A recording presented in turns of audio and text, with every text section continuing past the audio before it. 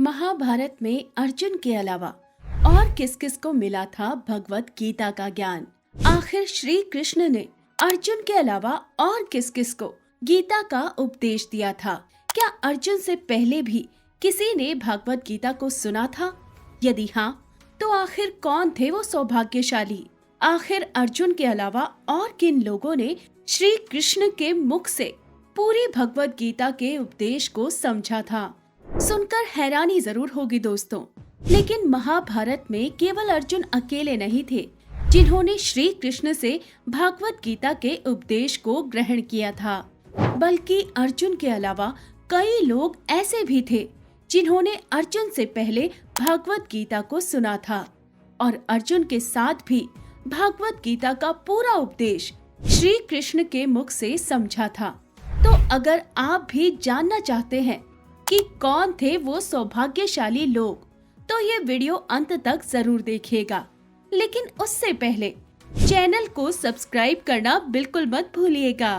तो दोस्तों, बचपन से हमने यही सुना है कि कुरुक्षेत्र के मैदान में जब अर्जुन अपने ही सगे संबंधी और भाई बंधुओं के साथ युद्ध करने से घबरा रहे थे, तब श्री कृष्ण ने उन्हें जीवन का असली ज्ञान देने के लिए उस समय कुरुक्षेत्र के मैदान में भागवत का उपदेश दिया।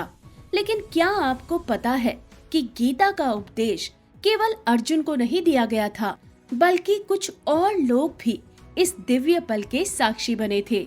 और केवल इतना ही नहीं, अर्जुन ऐसे पहले व्यक्ति नहीं थे जिन्होंने गीता का उपदेश सुना था, बल्कि उनसे पहले श्री कृष्ण ये उपदेश किसी और को भी दे चुके थे। तो आखिर कौन है वो लोग जिन्होंने गीता को सुना? चलिए जानते हैं।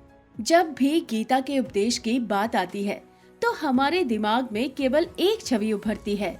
मार्गशीर्ष मास के शुक्ल पक्ष की एकादशी को जब भगवान कृष्ण अर्जुन को गीता का ज्ञान दे रहे थे और अर्जुन हाथ जोड़े साक्षात विष्णु से वो अलौकिक ज्ञान ग्रहण कर रहे थे, तब पूरे 45 मिनट कुरुक्षेत्र के युद्ध के मैदान में समय थमा हुआ था। जिस समय में नारायण ने अर्जुन को गीता का उपदेश दिया, इस बारे में किसी को भी नहीं पता चला था कि श्री कृष्ण इस ब्रह्मांड के गूढ़ रहस्य के बारे में अर्जुन को बता रहे हैं। और महाभारत के युद्ध के बाद इन्हीं उपदेश को भागवत गीता जैसी अद्भुत पुस्तक के रूप में लोगों के कल्याण के लिए बनाया गया। लेकिन क्या आप जानते हैं कि जब श्री कृष्ण गीता का ज्ञान दे रहे थे, तभी 3 लोग और भी थे जो इस घटना के प्रत्यक्ष साक्षी बने, और इनके अलावा एक व्यक्ति इस घटना का अप्रत्यक्ष साक्षी बना। इन 4 लोगों ने भी उस दौरान श्री कृष्ण की ज्ञान भरी वाणी सुनी। और केवल इतना ही नहीं, केवल अर्जुन वो पहले इंसान नहीं थे जिन्होंने गीता सुनी, बल्कि अर्जुन से पहले भी कोई और ये गीता सुन चुका था। तो दरअसल हुआ ये था कि महाभारत युद्ध में जब श्री कृष्ण अर्जुन को ज्ञान दे रहे थे, तो वो पल कोई नहीं देख सकता था सिवाय इन तीनों के। इनमें से पहले शख्स संजय थे, जो महल में रहकर ही युद्ध का आंखों देखा हाल धृतराष्ट्र को सुना रहे थे। दरअसल संजय को भगवान वेद व्यास से वरदान में दिव्य दृष्टि मिली थी, जिसके कारण वो कुरुक्षेत्र में घटित हो रहे एक एक पल के गवाह बने थे। उन्होंने धृतराष्ट्र को भी गीता के उपदेश की एक एक बात ज्यों की त्यों सुनाई, और इस तरह धृतराष्ट्र भी भागवत गीता के अप्रत्यक्ष साक्षी बने और उन्होंने श्री कृष्ण का बताया हुआ गीता का उपदेश संजय के रूप में सुना। वहीं दूसरे व्यक्ति थे हनुमान जी। दरअसल अगर आप ये सोचते हैं कि हनुमान जी तो त्रेता युग से संबंध रखते हैं, तो द्वापर में भला कैसे हो सकते हैं? तो आपको बता दें कि हनुमान जी को भगवान श्री राम ने युगों युगों तक अमर होने का वरदान दिया था, और द्वापर युग में भी हनुमान जी जीवित थे। कुरुक्षेत्र के मैदान में हनुमान जी अर्जुन के रथ की ध्वजा पर चित्र के रूप में विराजमान थे, और वहीं से वो श्री कृष्ण का दिया हुआ भागवत गीता का ज्ञान प्रत्यक्ष रूप में श्री कृष्ण की मुखवाणी से सुन रहे थे। वहीं श्री कृष्ण से गीता का ज्ञान सुनने वाले तीसरे व्यक्ति थे बर्बरीक, जो कि भीम के पौत्र और घटोत्कच के पुत्र थे।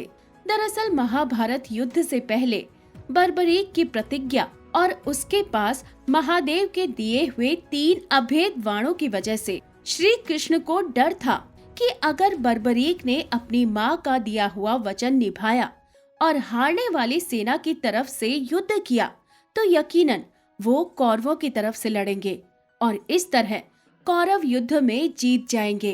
इसीलिए पांडवों को विजयी बनाने के लिए भगवान श्री कृष्ण ने रास्ते में ही उनसे अपनी गुरु दक्षिणा के रूप में उनका शीश मांग लिया और उनका सिर अपने सुदर्शन चक्र से काटकर दूर एक पहाड़ी पर स्थापित कर दिया था, जहां से वो युद्ध के दौरान घटित हुए सभी पलों के साक्षी बने। वहीं ये भी बता देते हैं कि आखिर क्यों अर्जुन पहले शख्स नहीं थे जिन्होंने गीता का उपदेश श्री कृष्ण से सुना। अर्जुन से पहले आखिर किसको नारायण ने भागवत गीता का ज्ञान दिया था? तो दोस्तों, जब श्री कृष्ण अर्जुन को उपदेश दे रहे थे तो उन्होंने इस बात का जिक्र किया कि ये उपदेश पहले वे सूर्य देव को दे चुके हैं।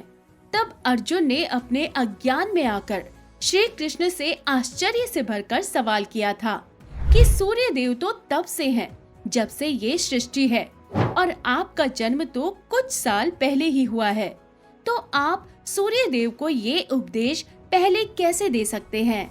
तब श्री कृष्ण ने अर्जुन से कहा कि तुम्हारे और मेरे पहले भी बहुत से जन्म हो चुके हैं। तुम उन जन्मों के बारे में नहीं जानते, लेकिन मैं जानता हूँ और हर जन्म में हमने इसी प्रक्रिया को दोहराया है। तो इसका अर्थ यही होता है कि सूर्य देव ने अर्जुन से पहले गीता का उपदेश सुना था।